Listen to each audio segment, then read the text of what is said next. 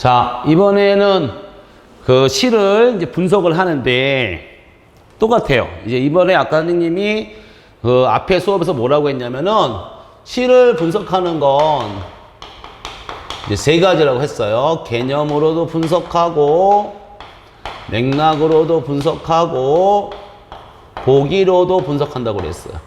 사실은 요 두 개는 우리가 내재적 감상법에 따른 거예요. 그러니까 시 안에 있는 정보들로만 이해하는 방식이고, 얘는 외재적, 다시 말하면 시 바깥에 있는 외적 정보로 이해하는 연습을 하는 거예요. 그래서 우리가 요거가 보통 3점이죠. 예. 근데 요거를 볼 때 헷갈리는 거야. 분명히 요거는 보기를 참고하는 외재형 문제인데 문제를 풀 때 여기를 바탕으로 문제를 풀려고 하는 거예요. 아니에요. 이건 문제풀이의 중심이 어쨌든 간에 보기에 있어요. 그래서 여기 나와 있지만 예를 들어서 보기를 참고하여, 자 여기는 다라고 나와 있어요. 참고하여 다를 감상한 내용입니다. 감상한 내용으로 적절하지 않은 거예요. 하지 않은 것 됐어. 자, 그러면은 잘 보세요. 뭐 긍정형도 있고 부정형도 있는데 오늘 요 시간에는 선생님 부정형만 자 한번 다뤄볼게요. 적절하지 않은 걸 물어봤어요. 자, 그러면은 보기를 참고하여 가를 감상한 내용인데 적절하지 않은 거야. 그러니까 우리가 출제 의도 이하라고 했으니까 출제 의도에 따라가 한번 해볼게요. 적절하지 않은 것이 뭐죠? 적절하지 않은 것은 결국 뭘 물어볼 거예요? 적절하지 않은 이 것이 뭐지? 것. 의존명사 것이 뭘까요? 이걸 착각해가지고 다를 감상을 잘못했다고 생각을 해서 다를 감상하는 친구들이 있어요. 그게 아니고 여기서의 풀이 기준은 보기를 참고하여라는 것이 가장 중요한 기준이야. 그러니까 무슨 얘기냐면 다를 감상을 아무리 잘해도 보기를 참고하지 않으면 그 감상은 적절하지 않은 감상이 되겠죠. 그러니까 우리가 선지를 볼 때 기본적으로 이해할 건 뭐다? 다를 감상했어요. 그런데 다를 플러스 뭐로? 보기를 참고하여 감상하는 거야. 그렇다면 다도 다지만 제1번 보기를 참고했는지 안 했는지가 가장 중요하겠죠. 그러니까 답이 되는 선지는 뭐야? 결국 보기를 참고하지 않거나, 그러니까 보기에서 언급한 정보를 기준으로 감상하지 않았거나, 아니면 보기와는 다른 감상으로 다른 감상 기준으로 감상한 거겠죠. 그러니까 우리는 이 문제를 푼다면 요 보기를 어떻게 해야 돼? 그냥 통으로 읽는 게 아니라 세분화해서 세부로 보기의 세부 정보들을 나누어서 읽어야 한다는 얘기예요. 왜? 5개의 선지가 있는데 이 중에 5개의 선지 중에 4개의 선지는 어떤 선지가 되죠? 그러면 보기를 참고한 선지가 되겠지. 하나는 보기를 참고하지 않았거나 보기를 잘못 참고한 선지가 되겠죠. 자, 그게 어떻게 되어 있냐? 볼게요, 선생님이. 면왕정가예요. 작품은 있고요. 보기에서 읽길이 있어요.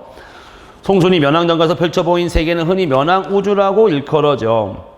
면왕우주는 작가에게 천지 만물의 이치를 심성의 수양으로 내면화하는 공간이야. 작가는 자연세계를 통해 인간세계의 이치를 읽어내는 가운데 조화와 합의를 추구해 그는 객관적 자연물의 인간적 생명력과 의지를 부여하는 방식으로 자신의 이상과 세계관을 표출했대. 여러분한테 이 보기는 이 원래 작품 송순의 면왕정가를 이해시키기 위한 기본 정보이기도 하지만 결국 이 보기는 어디에 활용되는 거냐면 선지로 활용되는 거예요. 그러니까 우리가 뭐 할 거냐면 지금부터 이 선지를 보면서 이 선지는 보기를 참고한 선지야를 먼저 따져야 한다는 거야. 그럼 해볼게. 1번. A의 재월봉이 무변대야에서 무슨 짐작을 한다는 표현에는, 자, 이게 무슨 뜻이냐면 요 모양이에요. 선지가 다의 어떤 표현은 보기에 설명에 해당 이렇게 돼 있는 거예요. 보기의 설명이 해당이니까 요거부터 확인합니다. 요거. 자, 봤더니 뭐가 보여요? 높은 이상을 향한 작가의 의지예요. 그러면 높은 이상을 향했다는 건 어디 나와 있죠?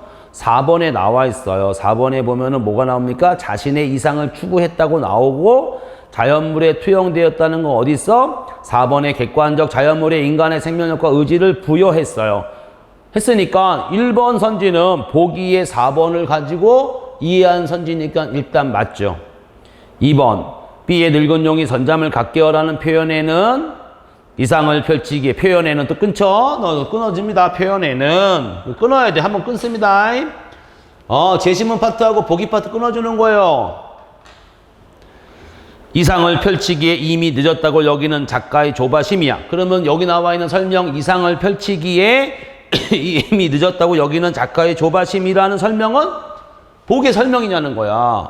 보기에 없는 설명이에요. 그러니까 2번이 틀린 거지. 그럼 2번이 왜 틀렸다? 보기를 참고하여 감상해야 하는데 2번의 선지는 보기가 아닌 정보로 감상했어. 그러니까 2번이 틀린 거예요.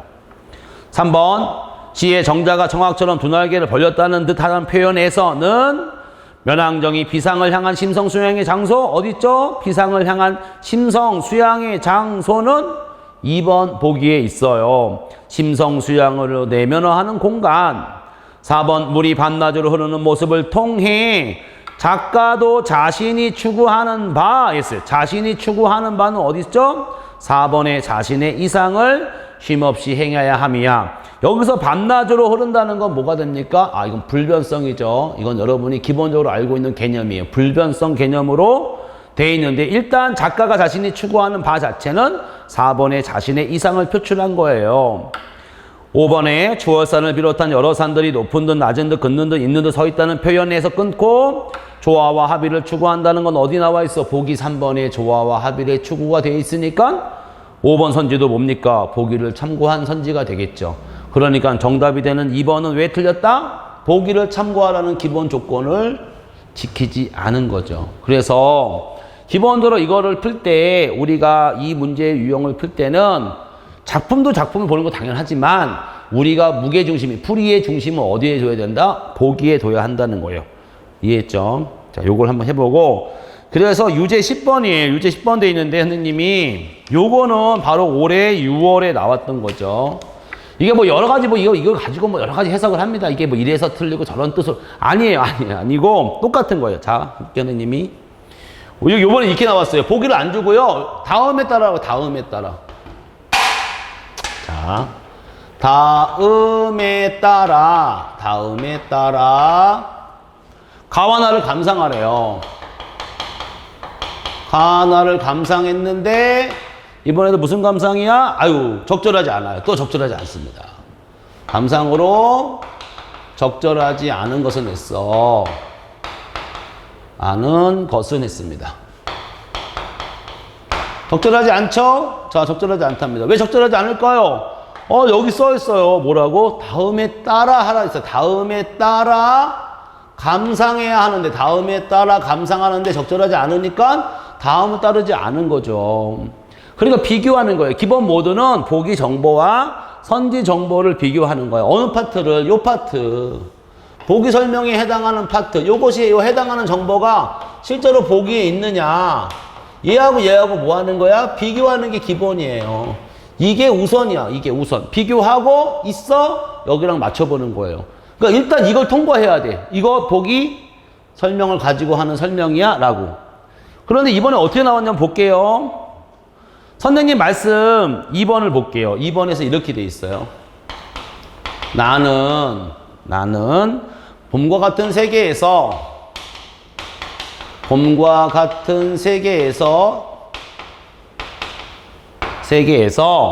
대상들과 함께 자유를 누리려는 바람이래요. 대상들과 함께 자유를 잠깐 지울게요. 이쪽은 누리려는 바람이라고 돼 있어. 보기에서 이런 정보가 보기라고 합시다. 그다음 보기에서 이런 정보를 줬어요. 그런데 답이 되는 걸 한번 비교해 볼게요. 답은 5번이에요. 답은 5번인데 5번 선지에서 볼게요. 이렇게 돼 있어. 나의 화자는 자 보세요. 뭐라고 써있나? 담벽 안에서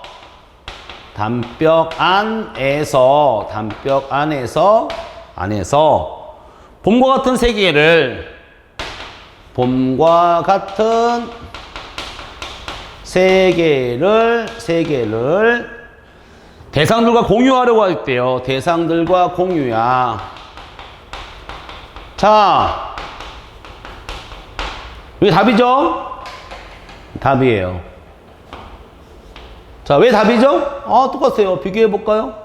이거 막 해석하고 그러는데 해석 아닙니다. 왜 해석을 합니까? 비교하면 되죠? 2번에서 뭐라고 했냐면은 두 번째 보기에서 봄과 같은 세계에서 대상들과 함께 자유를 누리려는 바람이야. 그런데 보기 2번에서 뭐라고 했냐면 나의 화자는 담벽 안에서래요. 분명히 보기에서는 뭐라고 줬냐면 봄과 같은 세계에서 누린다고 그랬어요. 담벽 아니잖아요. 안 맞잖아. 안 돼. 다시 봄과 같은 세계를 누리는데 아니에요. 여기서 뭐 했어요? 자유를 누린댔어요. 자유를. 안 맞아. 그러니까 어떻게 한 거야? 봄과 같은 세계를 여기다 끌어쓴 거야. 여기다가. 봄과 같은 세계를 담벽 안에서로 바꾼 거고 자유를 봄과 같은 세계라고 바꾼 거야. 그래 틀린 거예요. 왜? 5번은 뭐야? 이 보기를 따르지 않은 거죠. 얘 다음에 따르지 않은 거야. 나머지는 같아요. 대상들과 그대로 온 거야. 얘는 그대로 온 거야.